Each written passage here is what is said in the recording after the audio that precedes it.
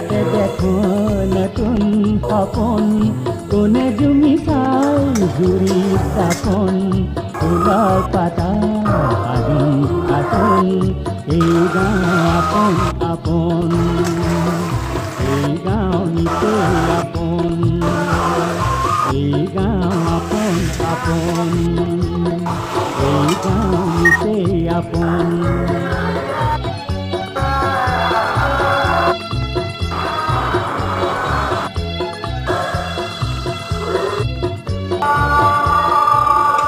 আমাৰ এই অনুষ্ঠানটি কেনে পাইছে আমাক জনাবলৈ নাপাহৰিব।